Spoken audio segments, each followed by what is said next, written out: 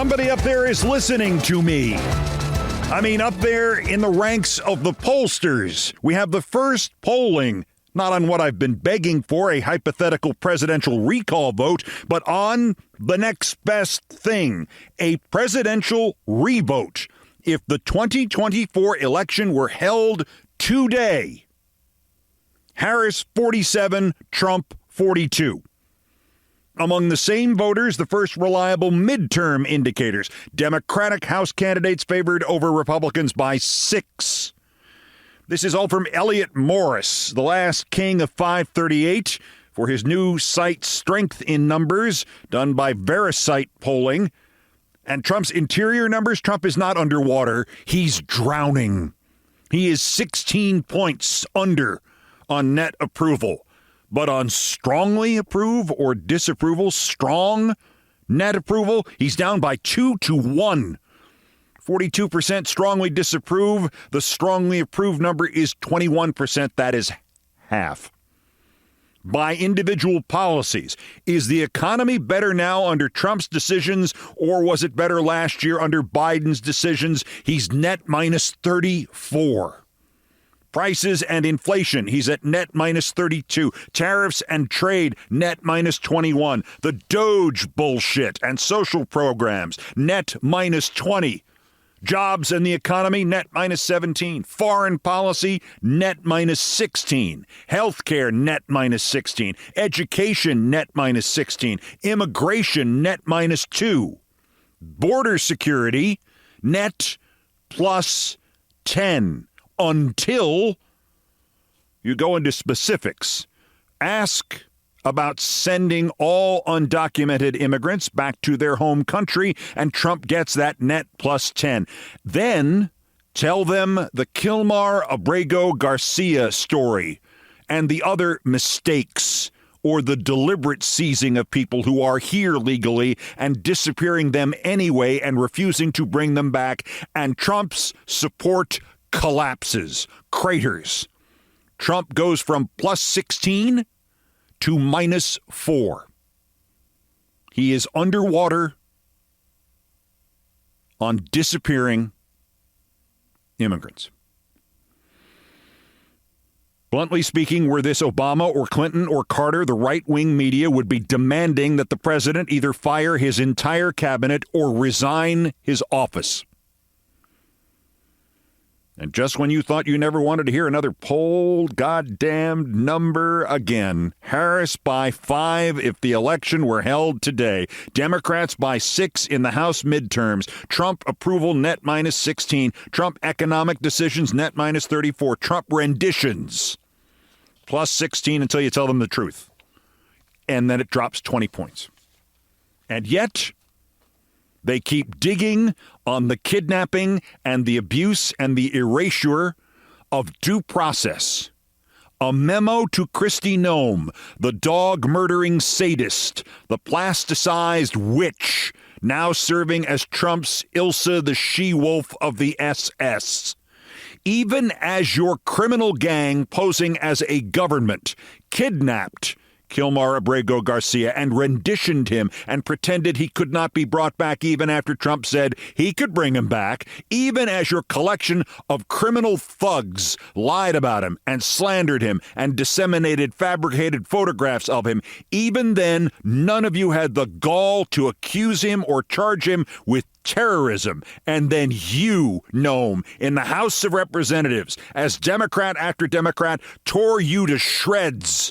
And Congressman Goldman, in some respects, avenged your daughter's puppy Cricket. You had the nerve to call Mr. Abrego Garcia a terrorist.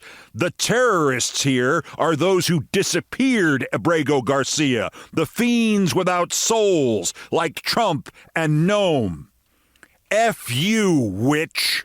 If your continued advocacy for him were to... I'm not advocating for him. I'm advocating for a court order, Madam Secretary. The court order says that you must take steps to follow the court order. You are here under oath. What steps have you taken to return Mr. Abrego Garcia pursuant to this court order? It's got to be extremely discouraging to be one of your constituents. To see you fight for a terrorist like this and not fight for them is extremely alarming to me. I'm fighting for due process.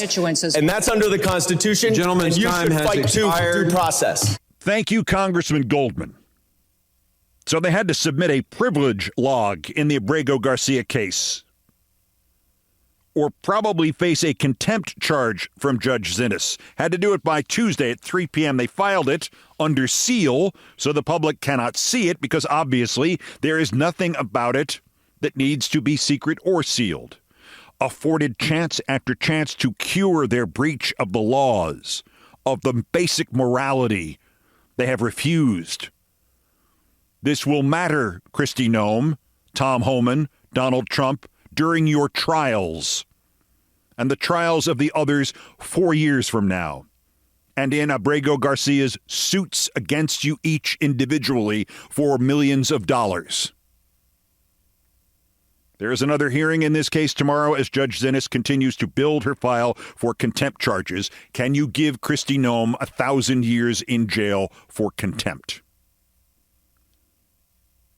Even a Trump appointee, Judge Stephanie Haynes of Pennsylvania, while becoming the first to rubber stamp his disappearing of Hispanic people and Trump's unconstitutional misuse of the Alien Enemies Act, even she says they cannot simply grab people and throw them on a plane and give them 3 hours to try to stop it through legal action. They must be given 3 weeks of due process. 3 weeks, at least. Even a Trump stooge says this.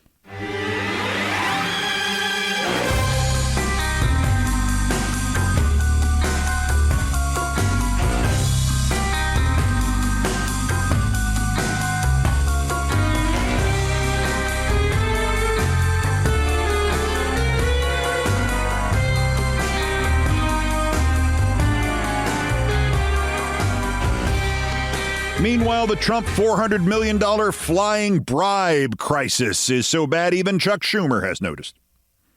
The Trump $400 million flying bribe crisis is so bad even Politico wrote something almost snarky and pithy about it. Qatar-a-lago.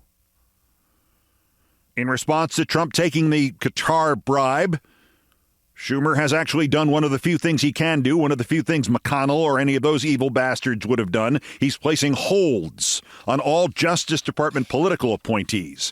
He should now have every Democratic senator call a hold on something or somebody that the Republicans are trying to fast track through the Senate. Slow it all down. Freeze them. Politico at least acknowledged that everything else Trump is trying to do in the Middle East has been dwarfed by the $400 million flying bribe crisis. But as usual, its primary presence, its playbook newsletter, dropped the ball on what those who are suffering from MAGA disease have latched onto as the whataboutist headline. By 4:05 a.m. local time, Trump had taken to reposting comments comparing the $400 million freebie luxury jet plane to France's gift of the Statue of Liberty in 1884, unquote, the end.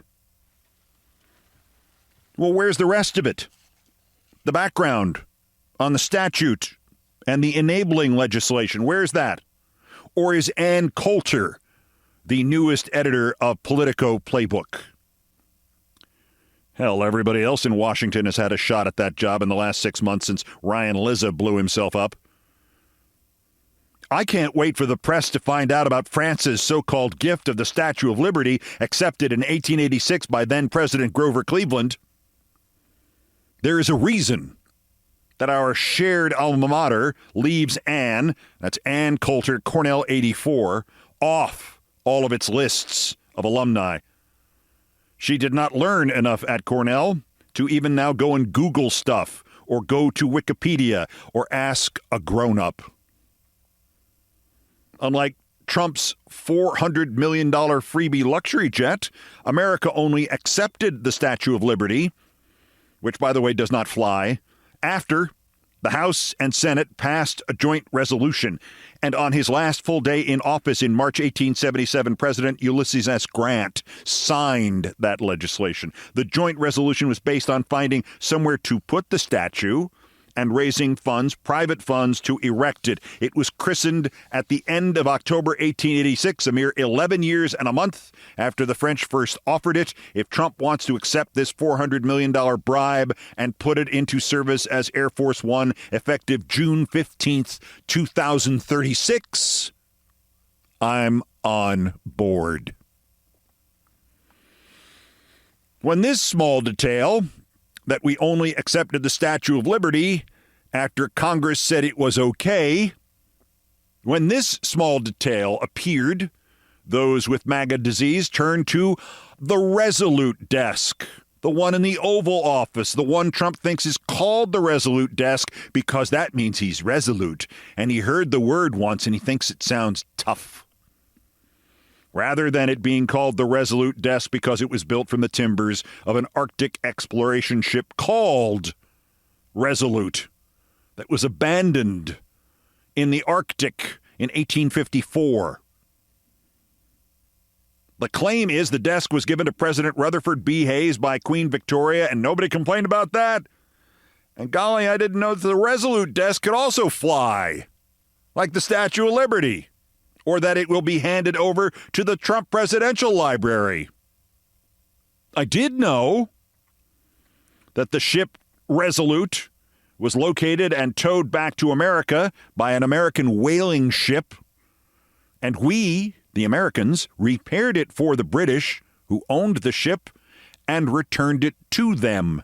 And they used it in service in their Navy for 20 years. And when they finally decommissioned it, they made 4 desks out of it. And Queen Victoria sent one of the desks to President Hayes as a thanks.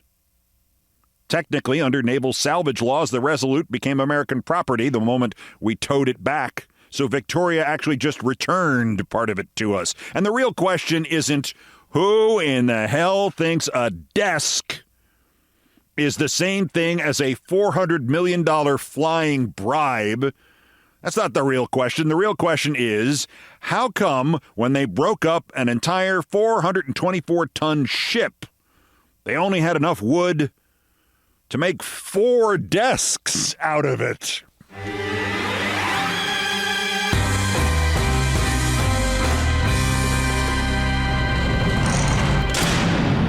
Most of our nightmare course is Trump's fault, and those with MAGA disease have lost their mind over the woke Marxist Pope because they know if any religion is correct, the woke Marxist Pope will help send Trump to hell, and his judgment cometh right soon.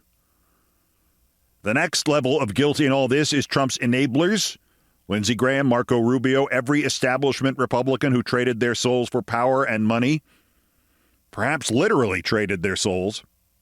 But the tertiary tier, still to me the most astonishing of them all, consists of the people who will go to meet their maker, if any, and be fully surprised to find out then and only then that they made Trump possible, mostly because they either did not own a mirror or did not use the mirror they did own, or saw in that mirror only their own fingers pointing at others.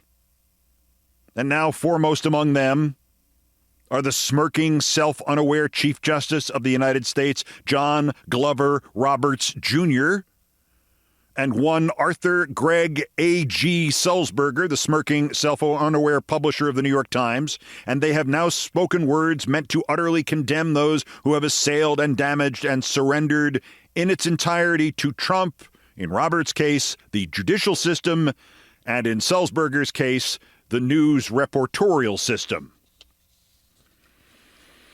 Roberts has now told an audience at Georgetown, at least many of whom had to have realized that he was talking about himself without ever realizing it, that in this country the rule of law is now, quote, endangered.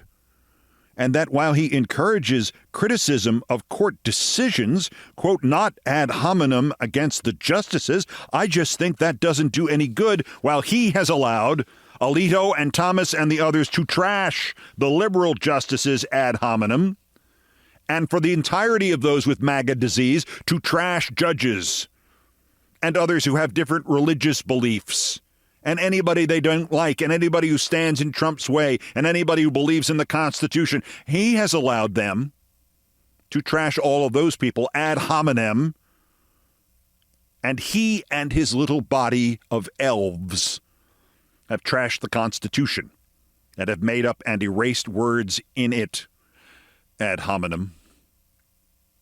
Sulzberger has now told an audience at Notre Dame, and was so inexplicably proud of his brief comments, just 5,545 words, that he made his editors publish it in his newspaper. He has now told an audience at Notre Dame, without ever realizing it, that he is just as gullible as Bill Maher. And that even though, sure, Trump is trying to stochastically inspire mobs to kill him and the other people who run the Times, and to burn the New York Times to the ground, and to have his legal whores sue the Times and everybody else to end freedom of the press in this country, that in person, Sulzberger says, Trump was, quote, civil.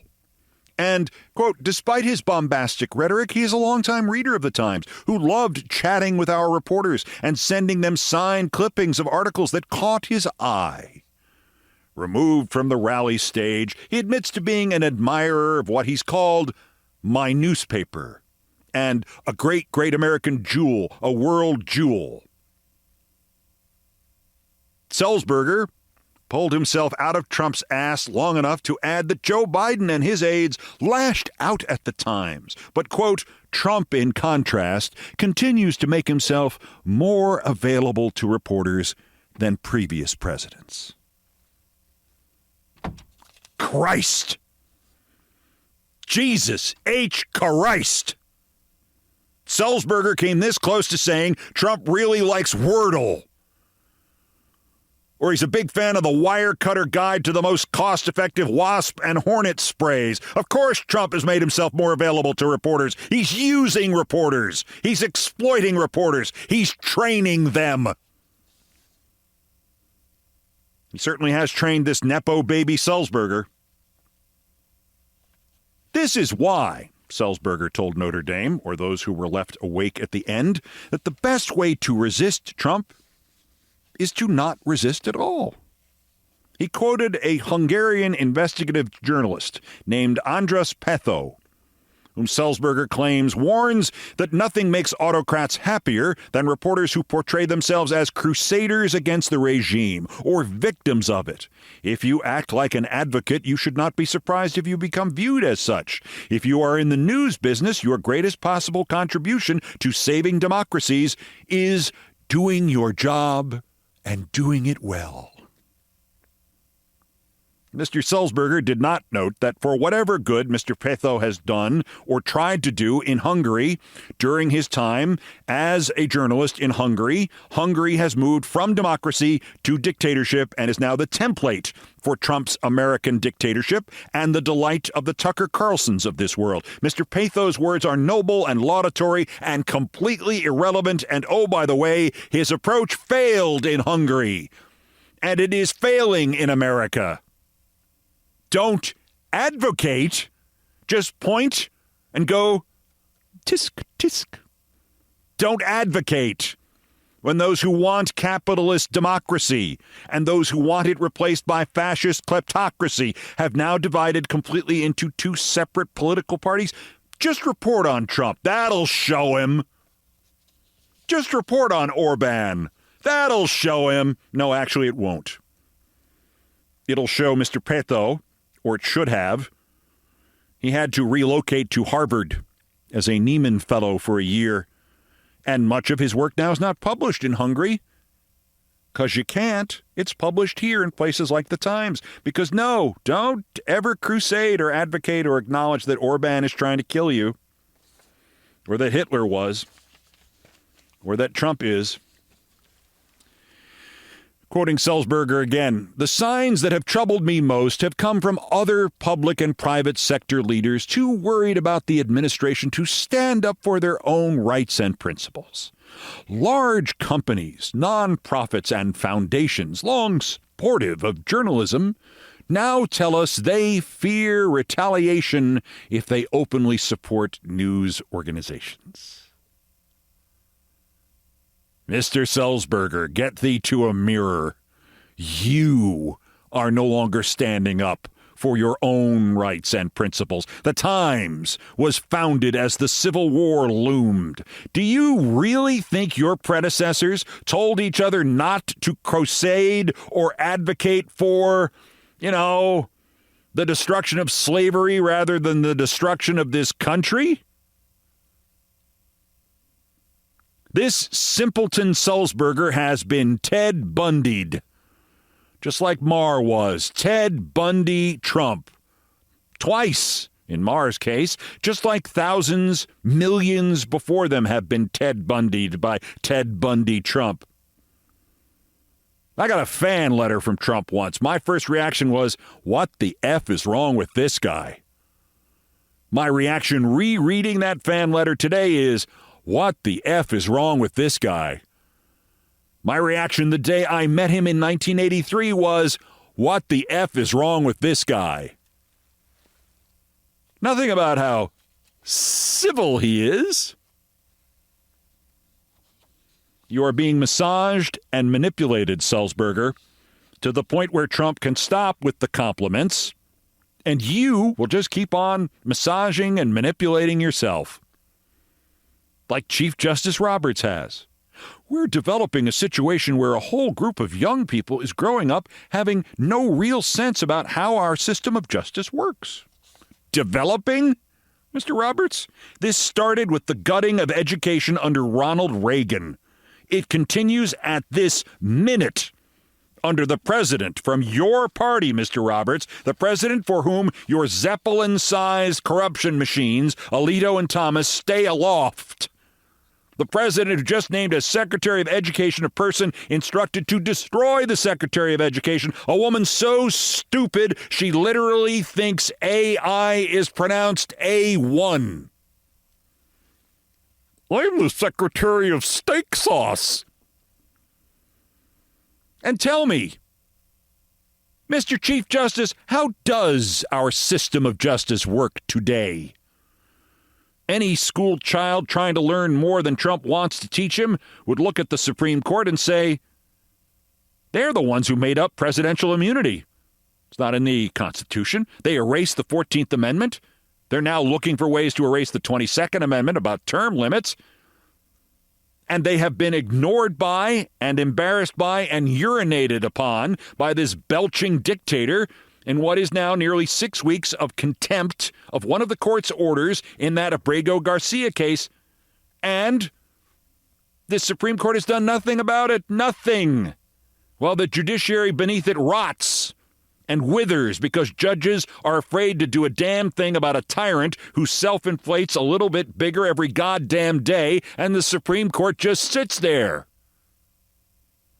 But tell me more about who's at fault here, Johnny Roberts, for endangering the judicial system, and how it certainly is not you.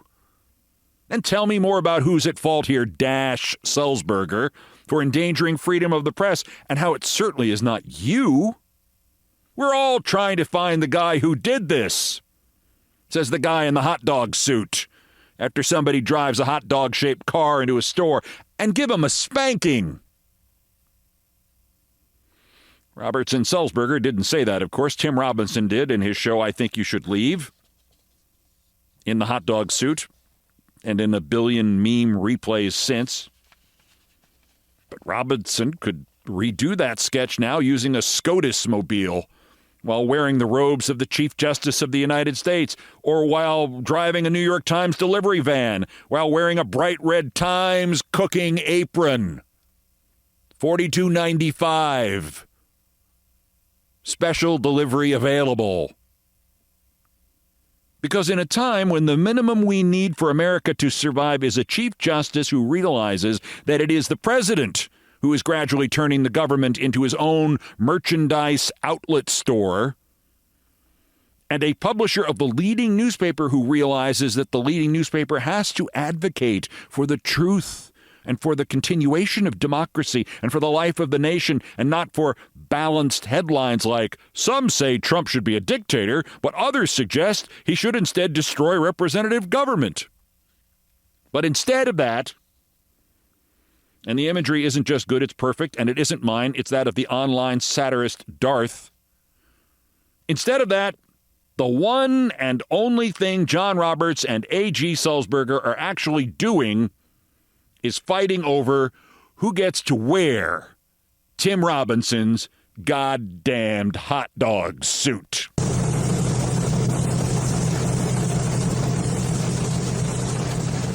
I would suggest Sulzberger sells the Times, but he would probably sell it to Mark Zuckerberg or Musk.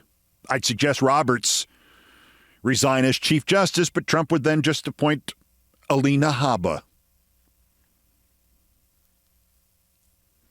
And checking in on MAGA disease patient zero, Trump's brain has continued its ceaseless march towards liquefaction. A friend of mine who's a businessman, very, very, very top guy. Most of you would have heard of him.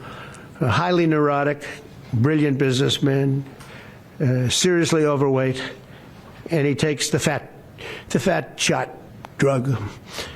And he called me up and he said, President, he calls me, he used to call me Donald, now he calls me President, so that's nice respect. But he's a rough guy, smart guy, very successful, very rich. I wouldn't even know how we would know this, but because he's got comments. Said, President, could I ask you a question? What? I'm in London, and I just paid for this damn fat drug I take. I said, it's not working. He said, a friend who takes the, quote, fat shot. Takes the fat shot. Well, we know Trump's not talking about himself, is he? Musk, maybe? Trump told that story again later on Air Force One, the non-bribey one he has now. So maybe he is talking about himself, which raises the horrifying specter that this glutinous mass wearing a tent converted into a suit with a red tie, that it's actually Trump after Ozempic. Speaking of that, here we go. Steve the Blob Bannon isn't taking the, quote, fat shot either, but he does think the election was rigged. Not 2020, not 2016, not 2024, 2025. The papal election was rigged. The conclave for the Pope was more rigged than the 2020 election. Now, why did I say, let me back it up with some facts. On Piers Morgan's show 10 days before the conclave started, I called. I said, Prevost is the dark horse. He wasn't in any betting pool. If you look at Italian TV, nowhere. The reason is not only is he's only been a cardinal less than 2 years, and it only took 3 ballots, folks. It took 1 day. They had 1 vote late in the afternoon. Next day came back. It is impossible. And the Daily Mail reports he talked to his brother the 2 days before the conclave, and they were talking about picking Leo. He wanted to pick Leo, but he thought it might be the 13th, and then they figured out it was the 14th. How would you talk to your brother about that? This was totally rigged by the Curia to be both anti-Trump and to drive. We're going to have a schism in the church because the traditional Catholics are not going to go along with the continuation of Bergoglio. See, what he means by rigged is he didn't get the result he wanted. If you were one of 135 men in a room and one of you was certainly going to be chosen Pope, of course, you would have a name in mind in advance. If you're in the cardinal priest business, you probably have a name years in advance. I'm not even Catholic and I have my name chosen in advance. Apolla. I want to be Pope Apolla.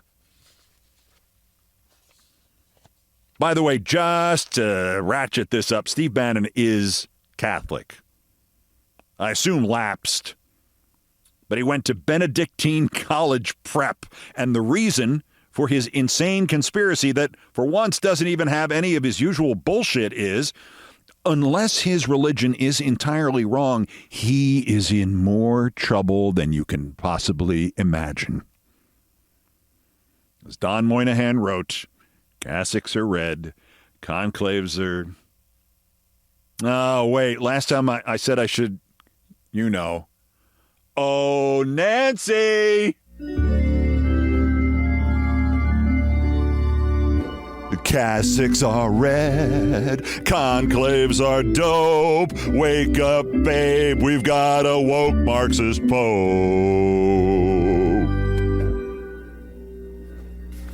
Thank you, Nancy Faust. Look, they can't all be number ones. But American political journalism needs more singing. Not by me. I don't suck exactly, but I can't carry a tune for more than 45 seconds. But the answer to the cable news crisis might just be a show with, political songs in it. Saturday Night Live used to do it. I believe there was a musical about Alexander Hamilton or George Hamilton or Lewis Hamilton or somebody. What was that? That was the week that was. Mark Russell, Tom Lehrer? Which leads to this question at MSNBC. Can Jen Psaki sing? No? Well, we know she can sink. I have mentioned before here that I was dubious about her possible success at MSNBC because she was too much of a saleswoman, too doctrinaire, too trained in burying the complex and selling the simple. And right now, having been the White House press secretary for President Biden is not exactly the coin of the realm. Plus, I don't know how many MSNBC shows I witnessed vanish without a trace, even as we all knew beforehand they would. But I did not think that Jen Psaki's show would be in a death spiral by the middle of week 2. 1,200,000 for her debut a week ago Tuesday. Good. 139,000 in the advertiser's demo, 25 to 54. Good. Not a guarantee of success, but pretty good. Hopeful. The next night, down to 1 million viewers and a genuinely shocking loss of 53% of the younger audience, down to 66,000 of them. For comparison, and I know it's little green apples to big red apples, this podcast now usually exceeds a total audience of 100,000 per episode. And if your demo audience on TV is smaller than my total audience on a podcast, which I record here in my suit closet, you're done. It is possible Psaki could have a future in a show as one of 8 or 9 people, like that thing that is on against her at 9 p.m. on CNN that nobody watches as well. The Abby, we don't actually put this political pie fight on TV. We just do it to produce viral clips. Phillip Hour.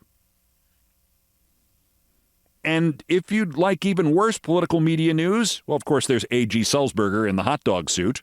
But also, Semaphore reports that a Democratic donor group called American Bridge held a retreat with a goal of detoxifying the Democratic brand. Now, if the brand really is toxic, it is toxic with Democrats who are tired of their leaders going to retreats rather than going to training camps at which they could learn how to metaphorically break the MAGA disease carriers in the House, in the Senate, on TV, and on the goddamn campaign trail. If the brand really is toxic, why that toxic loser atop the last Democratic toxic emergency toxic ticket, the polling just indicated, would beat Trump today by 5 points. Oh, it's toxic. Oh, we'd win the presidency if the vote were today? Well, it's still toxic. I don't make any money if it's not toxic. Who needs consultants if we would win? Don't tell anybody about that poll. This is not how Democratic leaders see it. The Semaphore report is that the American Bridge people paid some media types to steer the Democrats forward to regain independence, which is shorthand for let's burn the money, to try to find ways to get people who voted for Trump to be sane again. Among the people they paid money to, Tim Miller and Bill Kristol of The Bulwark.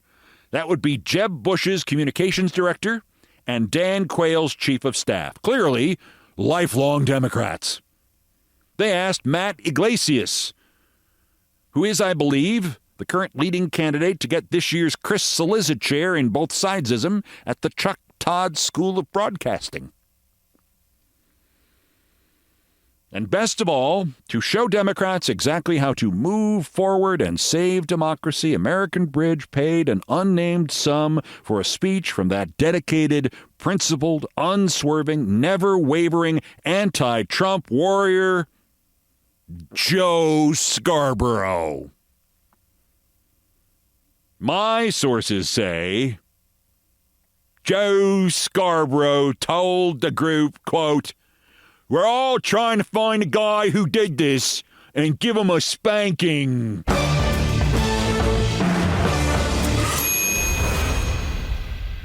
Please tell me you didn't pay Joe Scarborough more than $25. Also of interest here, funniest doggone thing, a White Sox fan is elected Pope, and 5 days later, shoeless Joe Jackson of the White Sox suddenly becomes eligible for the Baseball Hall of Fame. That's next. This is Countdown. This is Countdown with Keith Olbermann.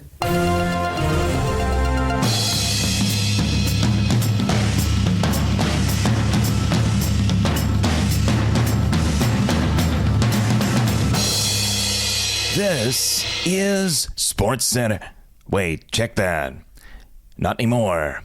This is Countdown with Keith Olbermann. Still ahead, you know which state has the crappiest Democratic leaders? Mine does. New York. Andrew Cuomo, who had to resign as governor for well, you know, just pick any item on the menu of skeezy, is running for mayor now, reportedly with the help of a MAGA super PAC. Isn't that special? Ahead in Worse Persons. First, from the Sports Ball Central Center news desk tonight, Dateline, Cooperstown, New York. To the 17 baseball men who on Tuesday suddenly found themselves no longer banned from baseball and no longer banned thus from the Baseball Hall of Fame in Cooperstown, New York, I've got good news and I've got bad news. The good news is you are no longer banned. Pete Rose. You are no longer banned, shoeless Joe Jackson. You are no longer banned, Eddie Seacott and Buck Weaver and even Benny Koff. The bad news is you're all still dead. The 17 guys, including all 8 members of the infamous Black Sox White Sox, who threw or tried to throw or took money to throw or knew about money being offered to throw the 1919 World Series, and the former Phillies owner who bet on baseball, William Cox, and Benny Koff, who won the batting championship of the Federal League both years there was a Federal League, and several others become eligible again when Baseball Commissioner Rob Manfred declared that if you're on the permanently ineligible list and you're dead, poof, you're no longer on the permanently ineligible list. He may have done this because Trump told him to, for Pete Rose's sake. I wish I were kidding. Talk about dead, metaphorically or otherwise. I have long had mixed feelings about all of them on that list, unlike my feelings about Rob Manfred, metaphorically, kind of deceased in the brain. I thought there should be echelons at the Hall of Fame, including an echelon for the guys whose skills were worthy, but whose conduct was not, like shoeless Joe Jackson, Pete Rose, Barry Bonds. Put them in the Hall of Fame, but in a part that isn't well lit, or they don't clean it every day or something. In any event, I am a believer in mercy, but do not kid yourself. This decision by baseball ain't got nothing to do with mercy. It has everything to do with merchandise. Because the moment this was announced on Tuesday, the value of all substantial Pete Rose memorabilia and all Joe Jackson stuff went up. because they will probably now go into the Hall of Fame in the next few years, which means also, guess what the Hall of Fame and Major League Baseball can now sell with impunity? Yeah, Pete Rose and Joe Jackson stuff.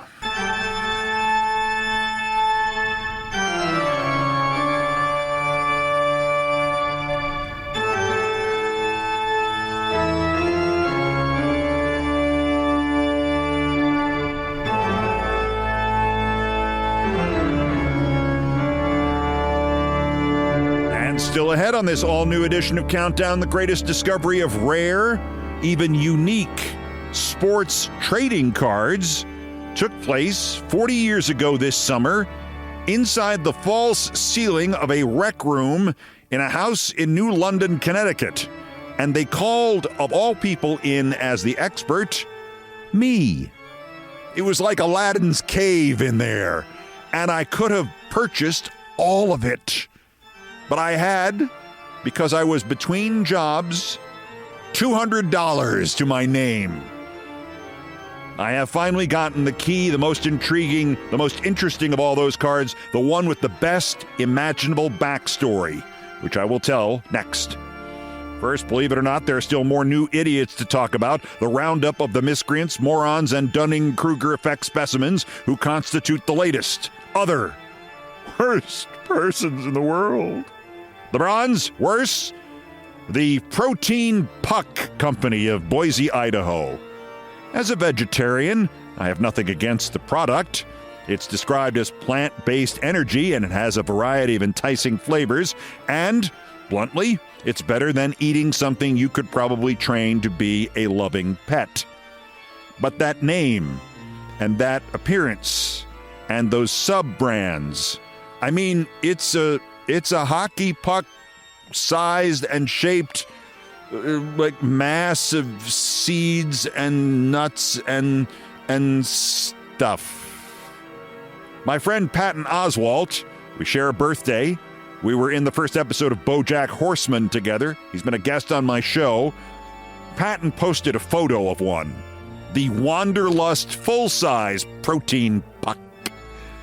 And if you've ever seen the famous Charlton Heston actually overacted more in this movie than he did in Planet of the Apes movie, the Citizen Kane of over-the-top dystopian flicks, Soylent Green, you immediately thought of one thing and one thing only, Soylent Green. A special flavor-filled wafer given out just once a week to a starving, overpopulated world of the future. Supposedly it was made out of plankton, but in fact, it was made out of people. As Heston says in the movie when he finds out and proves it, ocean's dying, plankton's dying, it's people. Soylent Green is made out of people. They're making our food out of people. Next thing they'll be breeding us like cattle for food. You gotta tell them, you gotta stop them. I mean, protein pucks. It's goalies. Protein pucks is made out of hockey goalies. They're making our food out of hockey people. Okay, they're not. I'm sorry, it's a joke. It's just what I thought of. But seriously, maybe you want to tweak the name. Or the shape, or I don't know. I like the idea. I might eat one, but I don't know. Thinking about all those former New York Rangers defense prospects. The runner-up, worser, Goli Sheikhoslami, the chief executive of Politico. Politico, outside of like Fox News, might be the journalistic outlet which most thinks it's a 10 when it's actually about a 2, maybe a 1.5. Politico is in the log rolling business, not the news business. You have something to promote? Go there. You have something to leak? You go there. You have something you want your committee to approve? You go there. It's in the spotted business, listing which D-list reporters attended which D-list parties at the C-list events after the C-list White House Correspondents' Dinner. This is where Ryan Lizzo worked, where Stephen Miller could threaten to suspend habeas corpus, but in the first newsletter of the new business week, Politico wouldn't mention that fact. but it did find room that day for the list of the birthdays of congressional staffers.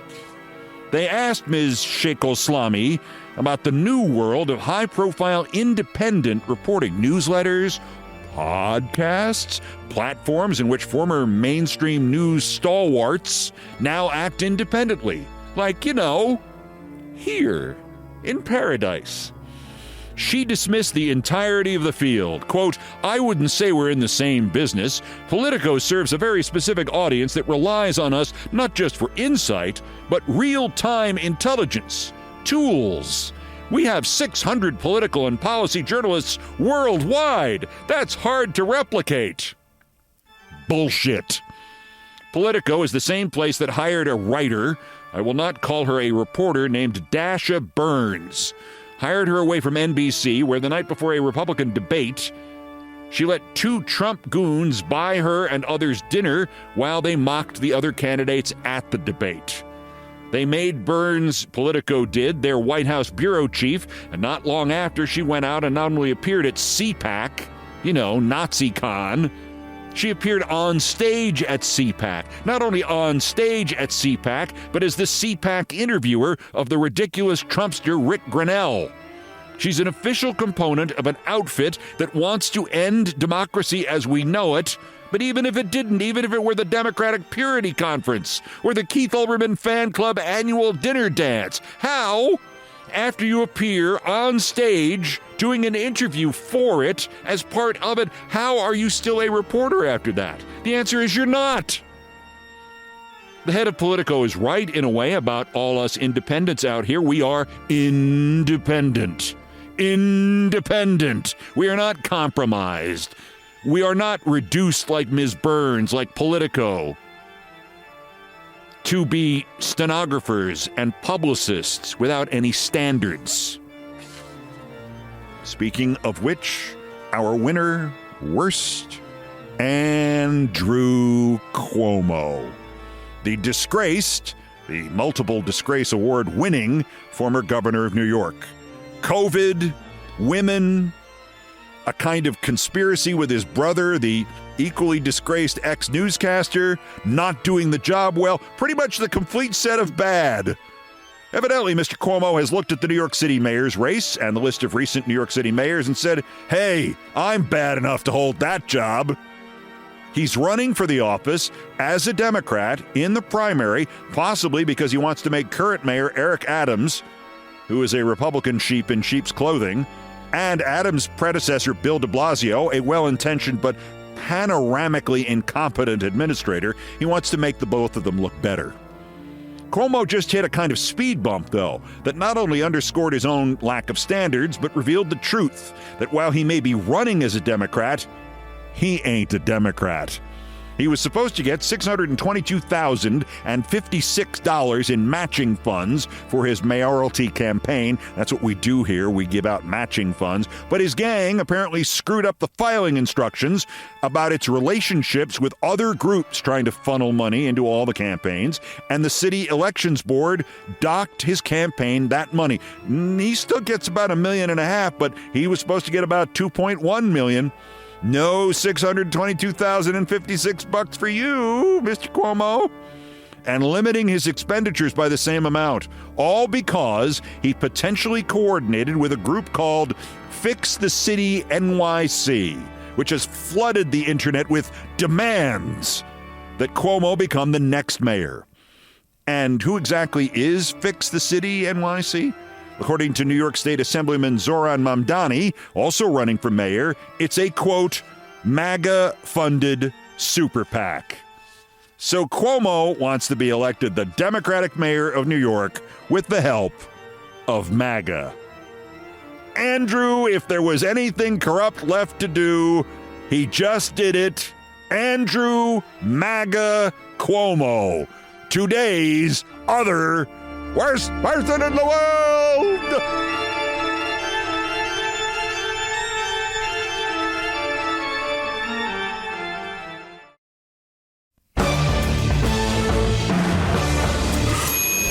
To the number one story on the countdown, and there is an excellent chance you're about to hit stop.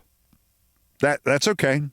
But if you do, you will miss a pretty good story of what happens when one of the greatest athletes of his generation has undiagnosed bipolarity, and what happens when you hit that magical moment of which every investor or collector dreams. You have found that priceless needle in the haystack, and you do not even have the money with which to buy a piece of the hay, let alone the whole haystack. I've had a good run lately in my main hobby of my life, finding those pieces of sports memorabilia I've been looking for, in some cases looking for half a century. 1990 Louisville Slugger glove tag, Eric Davis, where he's listed as an outfielder, not as outfield. Only a few copies exist. I suddenly found 3 of them. Turns out there are 2 different versions, a variety upon a variety. I just traded around 300 1907 British soccer cards for one really scarce 1910 British football card. Number 45, David Dye Jones of Merthyr. Might be a unique card. And while I'm still looking for the 1967 Topps baseball proof card of number 487 Tommy Reynolds with his name spelled wrong, Tommy, which I could have bought at an auction in 1989, but I got scared when it got up to $1,000. If you have one, let me know. I finally have landed the infamous Topps hockey card of Marcel Pailly that they fixed because it doesn't show Marcel Pailly, it shows Frank Pace. That's the story right there. And what it leads to is this. I'm pretty sure that there are 3 unissued error cards that the Topps company printed, then withdrew from its 1962-63 hockey set. Whether any of them, like the Pailly Pace job, ever got into the packs of hockey cards so the kids could buy them, I can't say. But based on the Topps production methods, I'm pretty sure they could have gotten into the packs. They might have been issued. They might have been withdrawn, the scarcest of all varieties in sports cards. There's number 3, Bruce Gamble, which has a photo of Doug Moans, and number 6, Doug Moans, which has a photo of Bruce Gamble, and especially number 61, Marcel Pailly, with Pailly's name and position on the front and Pailly's biography on the back, but the photo is not Pailly, but rather the trainer of the New York Rangers, Frank Pace, the guy with all the tape who gives you the rub-downs. These have been categorized, dismissed even as proof cards, preliminary cards that were corrected before the set was printed, cards that were never supposed to leave the office. I don't think so. And why I don't think so requires a lot of backstory. I first bumped into this small-scale mystery as an unknowing but curious 10-year-old kid after my folks bought me the 1962-63 hockey set as a Christmas present. That's what Christmas was like for my folks. That era's Topps hockey cards showed only players from the Boston Bruins, Chicago Blackhawks, and the New York Rangers. The 3 Canadian teams and Detroit belonged to another company, Parkhurst. It quickly struck me, even at age 10, that there was something wrong with the personnel selections Topps made for the New York Rangers in that set.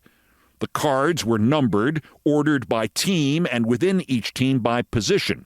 The Boston Bruins are numbers 1 through 22. The Blackhawks are number 23 through 44, and each started with the coach, then 2 goalies, then the defenseman, then the forwards, then the picture of the team. But the New York Rangers cards, number 45 through 65, there was no card of the coach. There was only 1 goalie, not 2, and incongruously, Frank Pace, the team's trainer when the cards originally came out in 1962, still the trainer when I obtained my set in 1969, still the trainer when I came home from Easter break as a sophomore in college. Frank Pace is in that set. Pick any of those junctures I just mentioned, and it never made any sense. No card of the coach, 1 goalie, not 2. A card of the trainer? Who the hell wants a card of a trainer? My focus as a kid was trying to figure out why there was no coach card. Future Hall of Famer Doug Harvey had come in from the Montreal Canadiens to become the Rangers player coach the NHL's last player coach to make it through a full season, by the way. And frankly, in the 1961-62 season, he killed it. He led the Rangers to the playoffs for the first time in 4 years. He was named first-team All-Star. He won the Norris Trophy as the top defenseman in the league. If there had been an award for top coach, he would have won that too. He had a 3-year deal at $25,000 a year to play and coach for the team, and observers figured that by succeeding so well in his first year, he had cleared the highest hurdle with flying colors. If anything was going to change for the 1962-63 season, it was assumed, and Harvey even hinted, that approaching his 38th birthday, Harvey would retire as a player and just coach the team. Some of Harvey's old teammates with the Montreal Canadiens thought Harvey might even wind up as coach and general manager and player. Instead, on June 4th, 1962, about 2 months after the Rangers lost their playoff series, Doug Harvey quit as coach. Days later, he said he also would not return to the Rangers as just a player, and he was, in fact, retiring from hockey. The Rangers kept both their coaching job and Harvey's spot on their roster open until August 22nd, 1962, when they talked him back as a player only for what was then a record salary of $30,000 a year, maybe $35,000. On August 30, they announced that general manager Muzz Patrick, who had just given Harvey at least a $5,000 raise to do a lot less work, Muzz would coach the team with the assistance of former Rangers goalie Emil Francis. The smart money was on Patrick spending an undetermined period of the season ahead, trying to talk Harvey into becoming coach again, and if he decided he had failed, to officially resign and make Emil Francis the full-time coach. And on December 28, 1962, Muzz Patrick gave up his pursuit of Harvey. He resigned as coach and named as his own successor George Red Sullivan. Well, needless to say, this completely screwed up the hockey card preparations at the Topps Company. The deadline to finalize the set looks to have been around mid-September 1962. We can conclude this by the fact that Topps did not touch Harvey with a 10-foot pole. It did not make any card of any kind of Doug Harvey, but it did make a card of a veteran player named Bert Olmsted, who had been obtained by the New York Rangers in the summer draft. Olmsted retired from hockey during training camp on September 20th, but he's still in the set. So that means they published them before September 20th, otherwise they would have gotten rid of him. Hell, they got rid of Doug Harvey. Topps didn't know if Harvey would be player-coach or just player or none of the above, so they left him out. As if more uncertainty were needed, Doug Harvey broke a knuckle in early September, diagramming a football play on a blackboard. It looked like he would be in the Rangers' opening night roster, but given his reputation for being erratic, somebody maybe knew for sure, but probably nobody did. Probably not even Doug Harvey. Later, his reputation turned out to be one part bipolarity and one part self-medicating his bipolarity with alcohol. Anyway, it looked like Muzz Patrick was the coach, but would that still be the case when the cards came out? It looked like Emil Francis would eventually be the coach, but when? Turned out he became the coach after Sullivan washed out in 1966, 4 years later. But the DEFCON 1 level confusion still would not explain why Topps had decided to make a card of the trainer instead of a coach. Any coach. Yet there he was. Number 61, Frank Pace, trainer, New York Rangers. Well, from the time I first saw this card, it only bothered me for the next 15 years. To that point, in early 1985, I wrote a couple of pieces about Topps proof cards, those, as I mentioned before, the original drafts of the cards that were published just to see if the colors were right, or the names were right, or the photos were right, or wrong, and were never supposed to leave the Topps office. I published this for Baseball Cards magazine, mostly to pass the time as I waited to move from New York to Los Angeles to take up a job as the sports director and sportscaster on Channel 5 there. I was kind of a player coach, too. Anyway, just weeks before my move at the end of August, I was contacted by a man in New London, Connecticut, who said he and his friend had been remodeling the Friends rec room there, and in the ceiling they had discovered a lot as in hundreds, of what he believed were Topps proof sheets.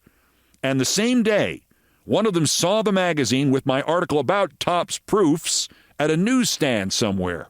Could I come up to New London and evaluate things for them? They'd reimburse me, which is how I happened upon the greatest find of proof sheets ever, not counting the auction Topps ran, emptying its warehouse 4 years later. And of course, I happened upon this gold mine, when I had not worked in literally 10 months, was taking care of my family, was going to have to borrow the money from my kid sister to get on the bus, to go to JFK Airport, to get to L.A. for my new job. Thanks, Jen. What these men had up there in New London, Connecticut, was simply all but approximately one of all the 1962 Topps baseball, Topps football, and Topps hockey uncut sheets and the aluminum plates from which they were printed that you have ever seen or that have ever been for sale in the last 40 years. They literally fell out of this guy's ceiling. The Topps National Football League proofs with the wrong player's photo on card after card, they were in there. The baseball all-star cards where there was no positions printed, including the Mickey Mantle, didn't say outfield, they were in there. The photos from the second series of the 1959 set, including of Sandy Koufax, printed for some reason without borders or names or anything, they were in there. The 1962 Topps card of Don Zimmer, listing him with the Mets, not the Reds, they were in there. All of them. Full color sheets, one color sheets, two color sheets, three color sheets, front sheets, back sheets. How? I remember now. The guy I bought the house from, he used to work at the printers in town. He told me this room had extra insulation. They were using the card sheets that the company the guy worked for threw away. They were using them as insulation. Insulation. Even though a lot of the aluminum printing plates had rusted, and in some cases that had stained some of the sheets, I estimated what they had was worth at least six figures, maybe seven, 40 years ago. They thanked me by letting me buy one sheet of my choice at way below value. I took the baseball sheet with the most variations on it from the issued cards, those all-stars without positions, including Mantle, and the Zimmer with the Mets and a few others, and they only took my last $200. They gave me the money to go home on the train extra. Even with that, I had to cut that sheet up to split the cost with a fellow proof collector who had a similarly microscopic bank account. My second choice out of all of these sheets, and there were literally hundreds of them, happened to be the sheet on which was printed the 1962-63 Topps hockey set, the proof sheet. And the proof sheet had just explained this whole thing about Doug Harvey. Besides the quaint switch of the photos of Bruins players Gamble and Moans, there he was, top row, third from the right, the Rangers' handout photo of their trainer, Frank Pace, faintly smiling up at me from the sheet, except that card did not identify him as Frank Pace. It called him Marcel Pailly, and it labeled him not as a trainer, but as a goalie. And of an instant, it sort of made sense. They hadn't chosen to skip the coach card and put in a trainer instead. They had simply added a card of a second Rangers goalie, Pailly. It might even have been the case that there was some original idea to make that number 61 card a card of Doug Harvey, because although that run of numbers is otherwise occupied by forwards, number 61 does fit into this alphabetical sequence. 59 is Rod Gilbert, 60 is Vic Hadfield, 61 is Pailly, but 62 is Camille Henry, number 63 is Bronco Horvath, number 64 is Pat Hannigan. So it's a G and H, Pailly, then three more H's in a row. Maybe number 61 was originally supposed to be Wayne Hall or Brian Hextall Jr., Rangers rookies who did not make the Rangers out of their training camp. Maybe it was supposed to be that Hannigan guy, and somebody at Topps was really bad at alphabetizing. Or maybe number 61 was supposed to be Doug Harvey, and they pulled him out. When the final decision was made at Topps sometime in September 1960, just before they said, September 1962, just before they said, roll the presses, number 61 became Marcel Pailly, complete with the easiest to explain possible mistake, especially in an alphabet-challenged office where preparing the Canadian hockey card set was probably not high on the priority job list. It was Frank Pace's mislabeled picture. Pace, P-A-I-C-E, instead of Pailly, P-A-I-L-L-E. Of note, back in New London in the summer of 1985, the Pailly proof front with Pace's photo was blank-backed, and the Pailly proof back, complete with Pailly's biography, was blank-fronted. For years, 40 of them, I kept an eye out for a 1962-63 Topps Marcel Pailly card in any form. Finally, I was rewarded a few years ago when one of the aluminum printing plate versions I couldn't have afforded to buy in the previous century turned up. It was the back with the Pailly bio. Then a full aluminum sheet turned up. I got that too. And finally, a couple months ago, a full 1962-63 Topps Hockey blank-backed proof sheet appeared in another auction, complete with a little aluminum debris on the back. It is undoubtedly the same one I had gently patted goodbye, presumably forever, as I was escorted away by the finders and off to the New London train station on the early evening of some night in August 1985 when I was the tender age of 26. It was all revealed. At some point late in the summer of 62, Topps gave up waiting for Doug Harvey to make up his damn mind. They pulled him out of the set. They put the backup goalie Pailly in. They grabbed the photo of the wrong guy, whose name started P-A-I, and they caught the mistake so late in the publishing process that it was just easier and cheaper to rewrite the name Pailly on the front to the name Pace and redo the back altogether. It was easier and cheaper to do that than it was to swap out photos and put in a real photo of Marcel Pailly, if they even had one. But that's when the Topps Vault File Binder page for its 1962-63 hockey set, cards number 61 to 63, turned up. You're probably unfamiliar with the Topps file binders. They were a kind of accounting record of everything Topps issued. 2 copies of each card in each set, from hockey cards to Mars Attacks, would be glued onto thick construction paper and then kept in 3-ring binders forever. One of them would be glued in, face up, glue on the back. Next to it, back up, face on the front, on the glue side.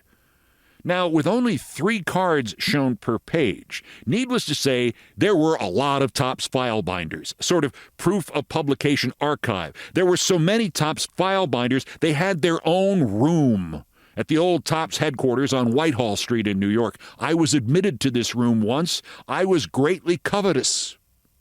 Also, the room was so big that it echoed. I don't know how I missed it when they actually sold the Pailly Pace page in the first place, but there it was again in a recent auction. Slabbed inside one of those holders they put coins or valuable baseball cards in, and complete with the historical evidence of the day they realized the mistake. Pailly's name is crossed off the front-facing card, and Frank Pace, trainer, written in grease pencil on a piece of Scotch tape near his head in block letters. The back-facing card fared more poorly still at the hand of the archivist.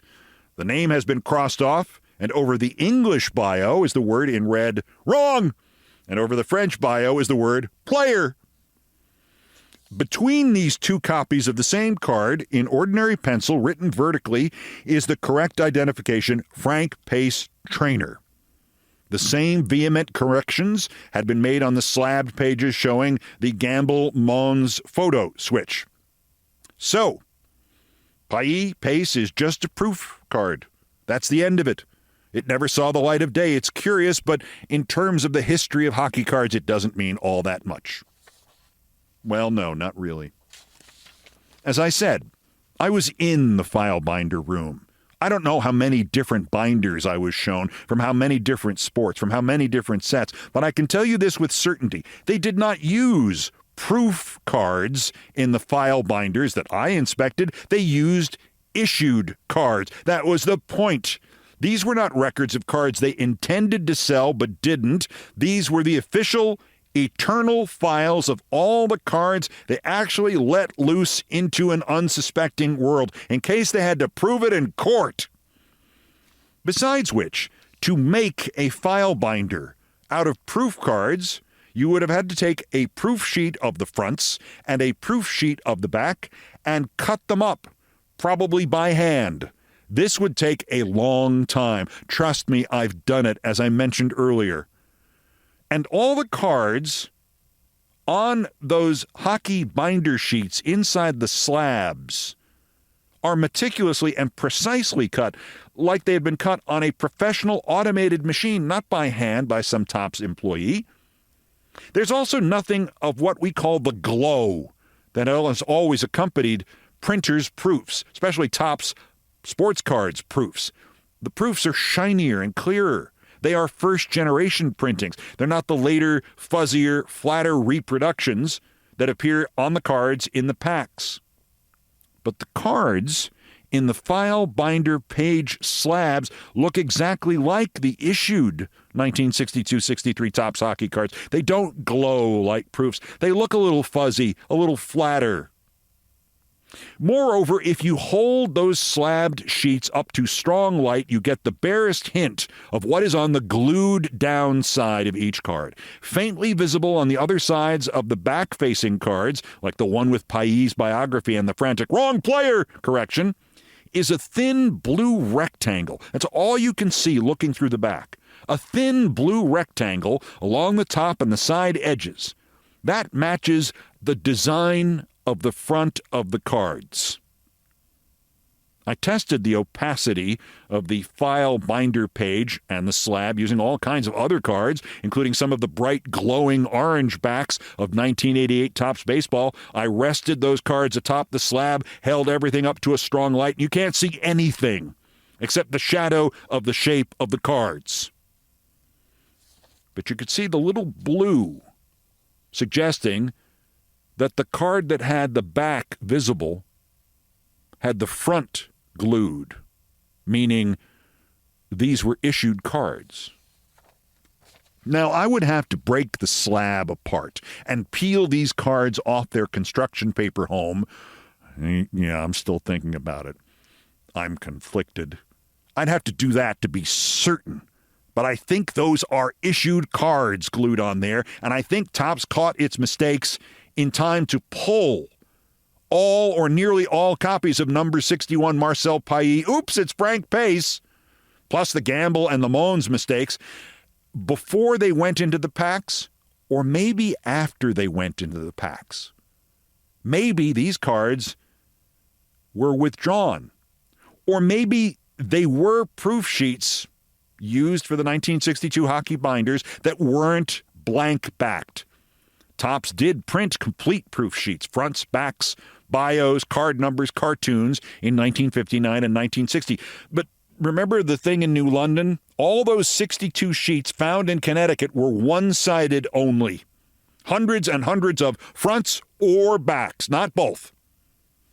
And that would mean for the cards in the binders to have been proof sheets with backs on them, that would require Topps to have printed only one-sided 1962 baseball proof sheets and only one-sided 1962 football proof sheets and then one-sided 1962 hockey proof sheets and then, for some reason, also to print some two-sided 1962 hockey proof sheets. Just cause?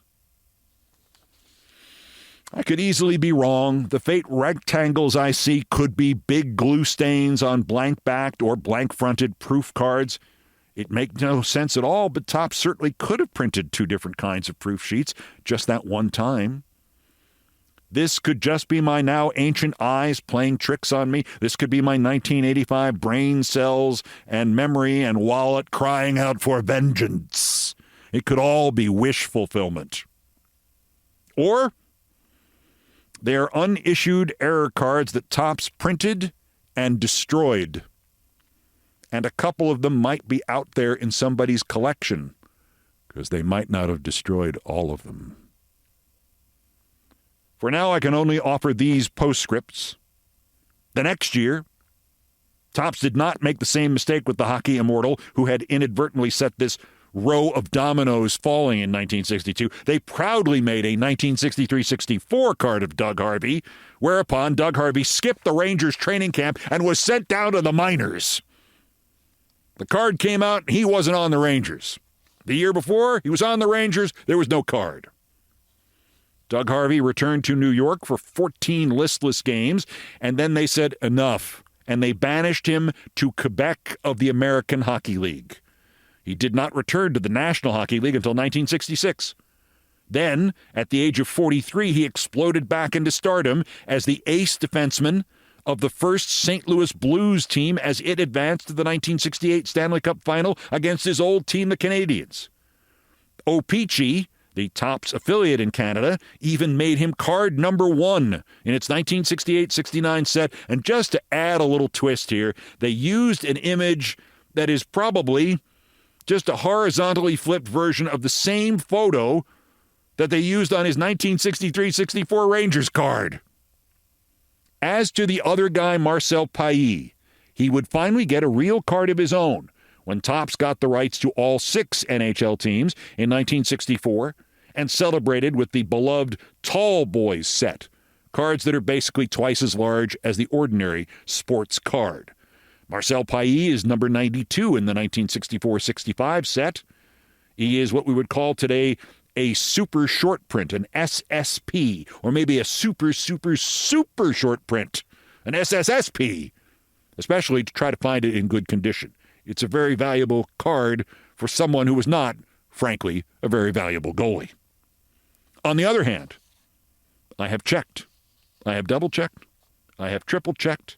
The guy shown on the 1964-65 Topps card of Marcel Pailly is actually, surprisingly enough, Marcel Pailly.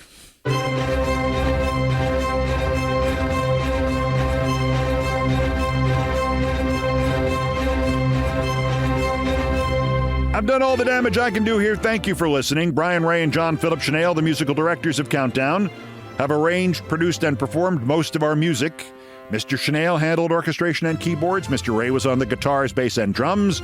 It was produced by TKO Brothers. Our satirical and pithy musical comments are by the best baseball stadium organist ever, Nancy Faust, now back doing cameos with the White Sox, Vatican City's team. The sports music is the Olbermann theme from ESPN2, written by Mitch Warren Davis, courtesy of ESPN Inc. Other music arranged and performed by the group No Horns Allowed, and my announcer today was also Nancy Faust. Also, I guess, like Shoeless Joe Jackson and the other 7 men out who are now back in, also resurrected by, what's his name again, Pope Comiskey I. Everything else was, as ever, my fault. That's Countdown for today, day 116 of America Held Hostage. Just 1,347 days until the scheduled end of his lame duck and lame-brained term, unless Musk removes him sooner, or the actuarial tapes do, or we do. The next scheduled countdown is Monday. As always, bulletins as the news warrants, especially if they're about Marcel Pailly or Frank Pace or Doug freaking Harvey. Remember, Trump is laying the groundwork now to not leave office later, and he must be stopped. Till next time, I'm Keith Olbermann. Good morning, good afternoon, good night, and good luck.